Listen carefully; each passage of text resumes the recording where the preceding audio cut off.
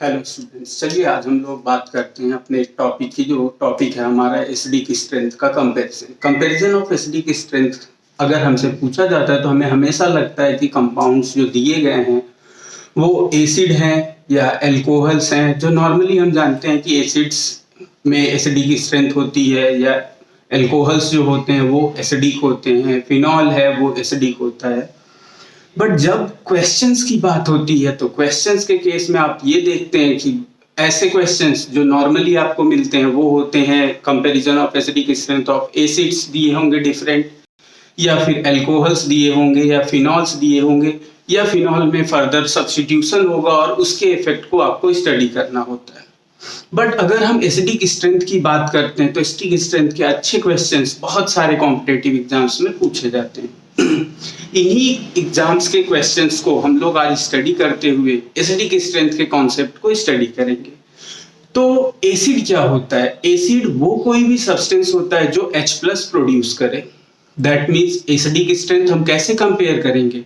Acidic strength को compare करने के लिए हमें उस मॉलिक्यूल से H+ का रिलीज कराना है। अगर H+ का रिलीज जितनी आसानी से मॉलिक्यूल करता है वो मॉलिक्यूल उतना ही अच्छा एसिड होता है। तो दैट मीन्स उसकी एसिडिक स्ट्रेंथ क्या होती है? हाई। तो there are some factors, on the basis of these factors we can compare the acidic strength of the given compounds.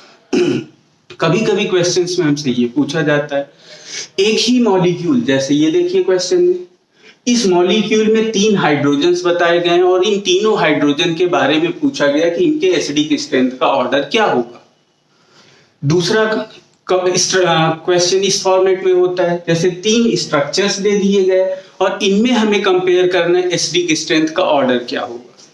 या इसी टाइप का एक दूसरा भी हमने क्वेश्चन लिया हुआ है, इस मॉलिक्यूल में हमसे पूछा गया 3 डिफरेंट हाइड्रोजन्स हैं और उनके एसिडिक स्ट्रेंथ का स्ट्रक्चर क्या, इनका एसिडिक स्ट्रेंथ का ऑर्डर क्या है। देखिए, एसिडिक स्ट्रेंथ का ऑर्डर कंपेयर करना बहुत आसान है अगर हमें उनके कॉन्सेप्ट्स को, हमारे पास उनके कॉन्सेप्ट्स क्लियर हैं। तो थोड़ा सा एसिडिक स्ट्रेंथ के पहले कॉन्सेप्ट की बात करते हैं। तो एसिड वो सब्सटेंस जो H+ को रिलीज करे। अब अगर हमें किसी सब्सटेंस को कंपेयर कराना है तो उसमें हम 2 चीजें देखते हैं। अगर कोई कंपाउंड स्टेबल होगा तो वो फॉरवर्ड रिएक्शन नहीं देगा। तो सिंपल अगर हम बात करते हैं कि अगर कोई भी एक एसिड है तो एसिड H+ देने के बाद बनाएगा कॉन्जुगेट बेस।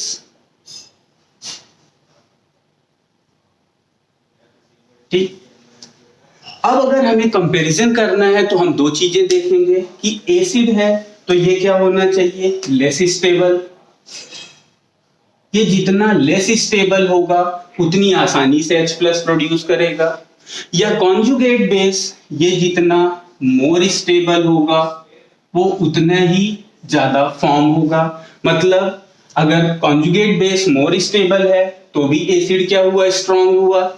या फिर एसिड आपका क्या है? लेस स्टेबल है, उसकी टेंडेंसी H+ प्रोड्यूस करने की ज्यादा है तो वो आपका क्या हुआ? मोर एसिडिक हुआ। अब यहाँ पे बात आती है कि ये सिंपल सा क्या है? तो ये ब्रॉन्स्टेड-लॉरी कॉन्सेप्ट है। Stronger the acid weaker it's conjugate base.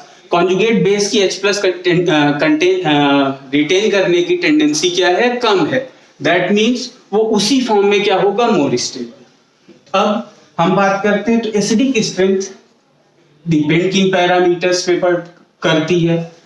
तो एसिडिक स्ट्रेंथ को अगर हम कंपेयर करते हैं तो हम कह सकते हैं एसिडिक स्ट्रेंथ डायरेक्टली प्रोपोर्शनल है स्टेबिलिटी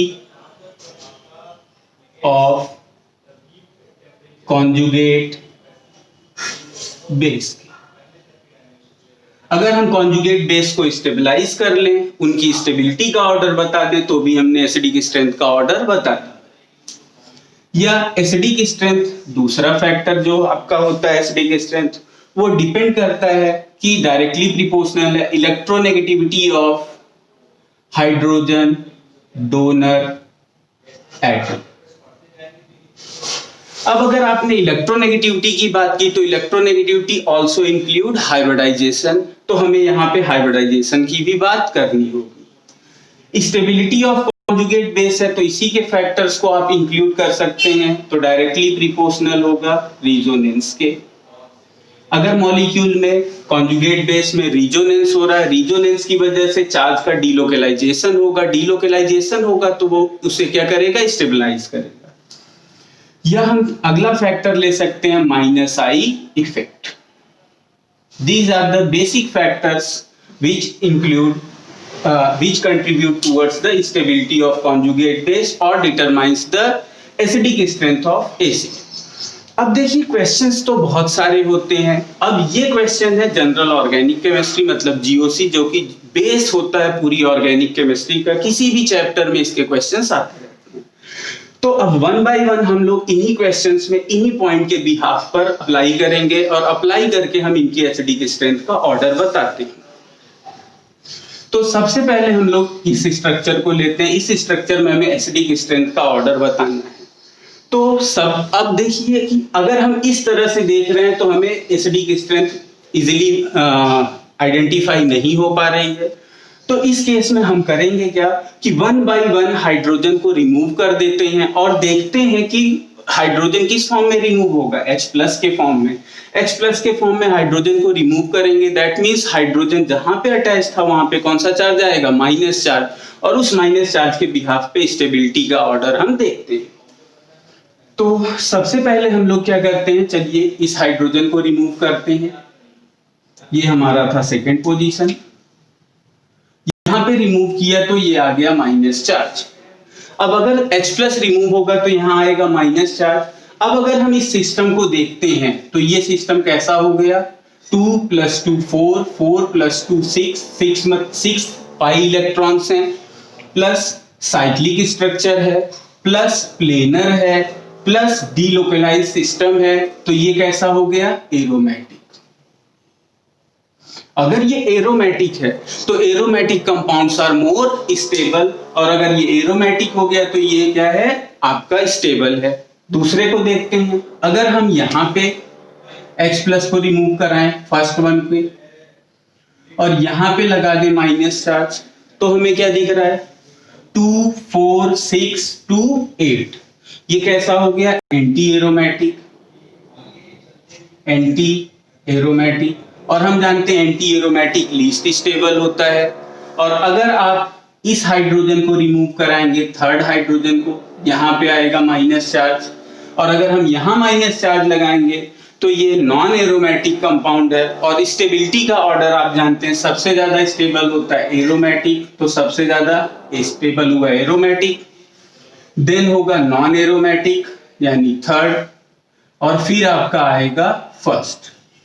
तो ये आप कह सकते हैं this is the order of stability of their conjugate base.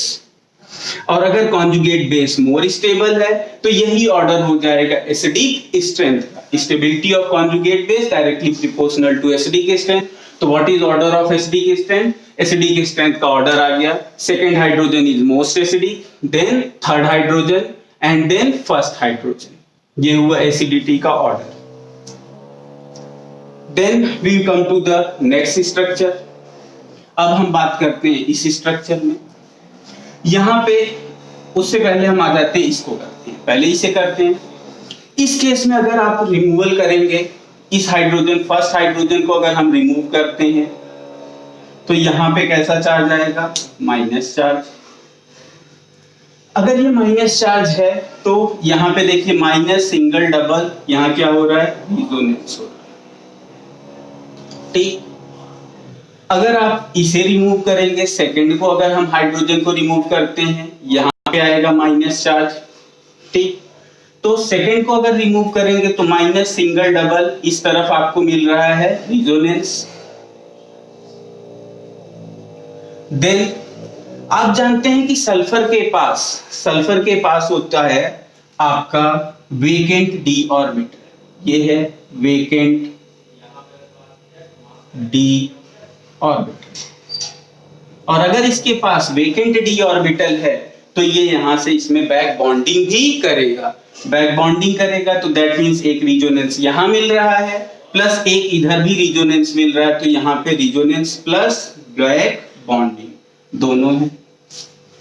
अब आ जाइए, अगर आप बात करेंगे इस हाइड्रोजन को रिमूव करने की, थर्ड को, तो थर्ड को रिमूव करेंगे, यहां माइनस चार्ज लगाया, यहां माइनस चार्ज लगाएंगे तो इस केस में केवल बैक बॉन्डिंग होगी, जो इस केस में यहां हो रही थी वही चीज यहां से होगी, यहां back bonding.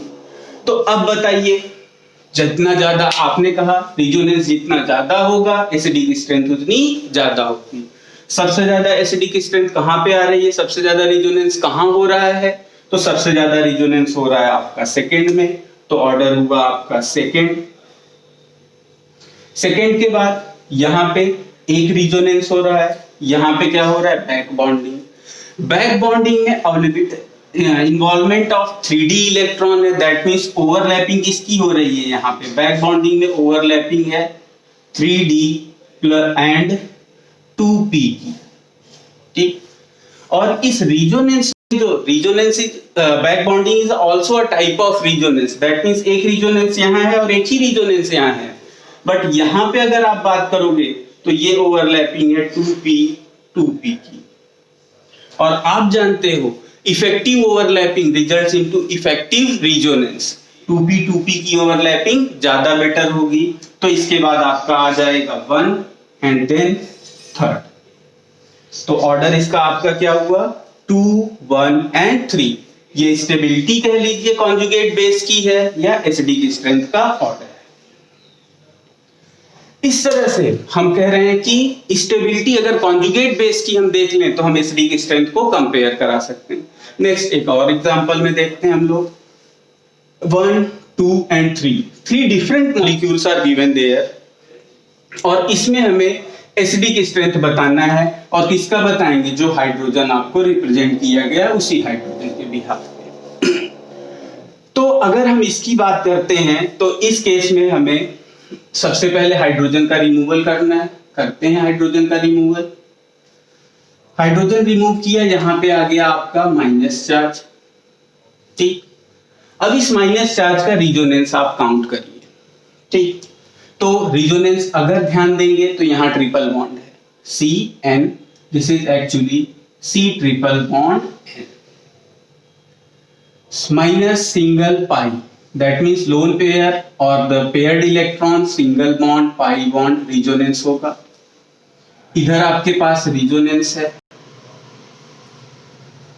Minus single double single, फिर यहाँ पे पाई रिजोनेंस है, माइनस सिंगल डबल सिंगल, फिर यहाँ पे पाई रिजोनेंस है।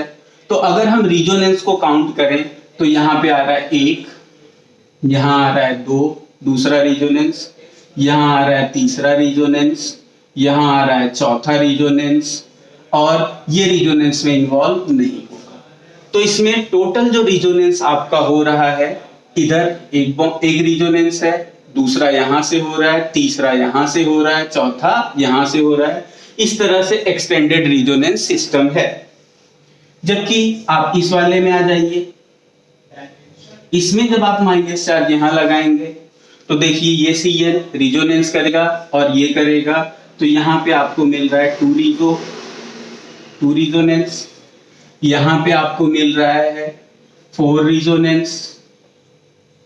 अब आते हैं इस केस में, इस केस में अगर इस आप हाइड्रोजन को रिमूव करेंगे तो देखिए माइनस चार्ज आपने लगाया 1, फिर उसके बाद आपका हुआ, इधर आए तो ये डबल बॉन्ड रिजोनेंस कर रहा है 2, फिर इसके साथ ये भी कर रहा है 3, ये कर आपका नहीं है, फिर ये करेगा 4 और ये भी करेगा 5, और उसके साथ डबल सिंगल, फिर यहाँ ट्रिपल, ये भी करेगा 6। तो अगर इस डायरेक्शन से आप चलोगे, फ्रॉम दिस डायरेक्शन, तो आपको ये मिल रहा है एक्सटेंडेड रिजोनेंस। एक्सटेंडेड रिजोनेंस है, और रिजोनेंस कितना है, तो यहां पे आ रहा है 5 रिजोनेंस। अगर 5 रिजोनेंस, अब कंपेयर करिए, greater the resonating structure greater will be the stability. Resonating structure जितने ज्यादा होंगे स्टेबिलिटी उतनी ज्यादा होगी। तो सबसे ज्यादा है थर्ड में, तब आपका आ रहा है फर्स्ट में, तब आपका आ रहा है सेकंड में। तो इसलिए आपका ऑर्डर हुआ इसके एसिडिक स्ट्रेंथ का 3, देन आपका फर्स्ट, देन आपका second. This is order of acidic strength. तो एसिडिक स्ट्रेंथ के क्वेश्चंस को आसानी से सॉल्व करने के लिए सबसे आसान तरीका हमें क्या समझ में आया कि हम उस हाइड्रोजन, जिस हाइड्रोजन की बात हो रही है वो एसिडिक है, उसी हाइड्रोजन को रिमूव कर दें। रिमूव करने के बाद वहां पे आएगा माइनस चार्ज। उस माइनस चार्ज को, निगेटिव चार्ज को स्टेबलाइज करने के जितने भी फैक्टर्स हैं उनको अप्लाई कर दें। उन फैक्टर्स में क्या आता है? एरोमेटिसिटी अगर इन्वॉल्व है तो उसको काउंट कर लें, otherwise resonance, otherwise third factor फिर इन्वॉल्व हो सकता है इंडक्टिव इफेक्ट। इनको अप्लाई करके हम उनकी स्टेबिलिटी का ऑर्डर बना लें, और जो कॉन्जुगेट बेस की स्टेबिलिटी का ऑर्डर होगा वही ऑर्डर होगा एसिडिक स्ट्रेंथ का। कुछ और क्वेश्चन की बात करते हैं इसी पे।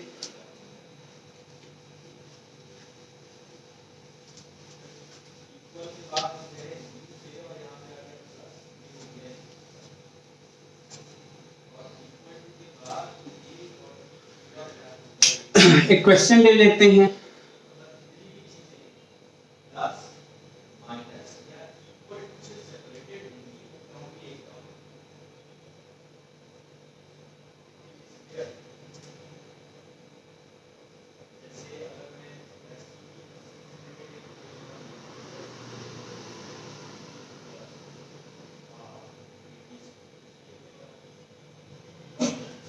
ये एक सिस्टम दिया हुआ है और इस सिस्टम में हमें एसिडिक स्ट्रेंथ का ऑर्डर बताना है। किनका बताना है? तो हमने लेबल कर दिया कि ये हमारा है 1, ये है 2 और ये है 3। इन तीनों के एसिडिक स्ट्रेंथ का ऑर्डर बताना है। अगर हमें एसिडिक स्ट्रेंथ का ऑर्डर बताना है तो हम क्या करेंगे? हम 1 बाय 1 हाइड्रोजन को रिमूव करते जाते हैं और 1 बाय 1 हाइड्रोजन को रिमूव करके ऑर्डर देखते हैं क्या आता है हमारा स्टेबिलिटी का।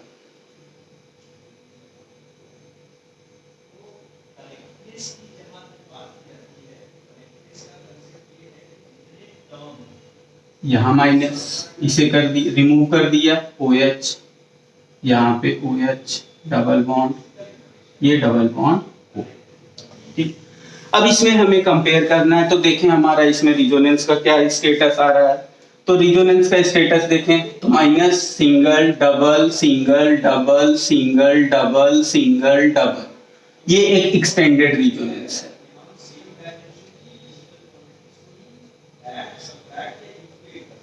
और वो भी कितने बॉन्ड, कितने हैं? तो अगर हम कहें 1 2 3 4, 4 बॉन्ड्स हैं तो ये रिजोनेटिंग स्ट्रक्चर कैसे बना लेगा? 5। अब बात करते हैं, अगर हम इसके बजाय इसको अगर रिमूव करते हैं, यहाँ पे आ जाए माइनस, तो यहाँ देखें minus single double single double, इधर रिजोनेंस है। फिर इधर चले सिंगल सिंगल, इस तरफ रिजोनेंस नहीं हो रहा है, तो केवल एक ही रिजोनेंस है, तो ये रिजोनेंस है, ये भी एक्सटेंडेड है बट स्मॉलर है। रिजोनेंस ऑफ 2 + 1 3, इसमें 3 रिजोनेटिंग स्ट्रक्चर बन रहे हैं। आप आ जाइए, अगर हम इसको रिमूव करते हैं, यहाँ पे माइनस चार्ज अप्लाई किया, माइनस सिंगल सिंगल, इधर तो रिजोनेंस होगा नहीं, केवल इधर होगा, माइनस सिंगल डबल, फिर सिंगल सिंगल, नहीं हो रहा है, तो यहाँ पे कितना आ रहा है? Resonance equal to 2। 2 resonating structure बने, क्योंकि एक पाई बॉन्ड का रिजोनेंस है तो 2 रिजोनेटिंग स्ट्रक्चर बनेंगे। अब बताएं what is the order of stability of conjugate base. सबसे ज्यादा स्टेबल होगा इस पोजीशन पे, और ये पोजीशन कौन सी है? 3। 3 के बाद आपका किस पे आ रहा है? तो ये आ रहा है 1, और 1 के बाद सबसे आपका आ रहा है 2, क्योंकि 2 के रिजोनेटिंग स्ट्रक्चर सबसे कम बन रहे हैं, और थर्ड पोजीशन पे रिजोनेटिंग स्ट्रक्चर सबसे ज्यादा बन रहे हैं, तो ये क्या हुआ? सबसे ज्यादा स्टेबल। एक क्वेश्चन और करते हैं जिसमें हम लोग इलेक्ट्रोनेगेटिविटी के कॉन्सेप्ट को यूज करते हैं।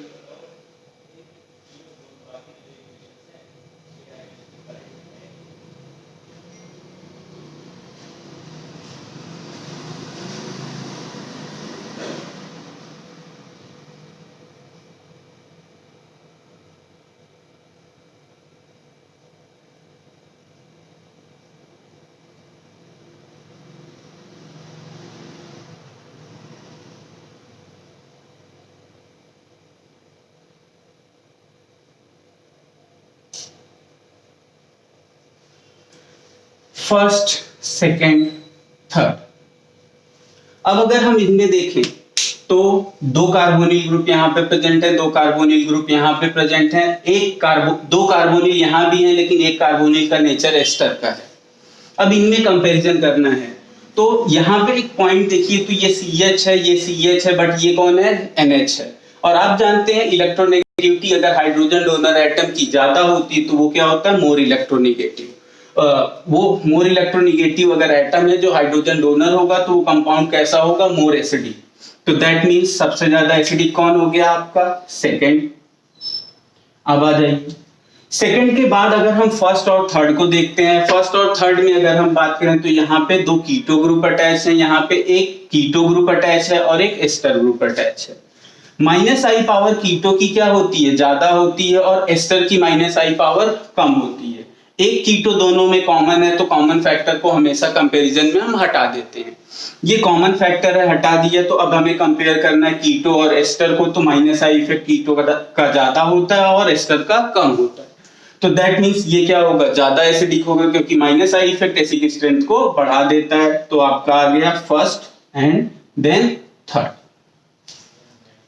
इस तरह से आप इनके कंपैरिजन बेस्ड क्वेश्चन बहुत आसानी से कर सकते हैं, और ये जेई और नीट के बहुत सारे एग्जाम्स में बहुत से क्वेश्चंस के फॉर्म में पूछा जाता है।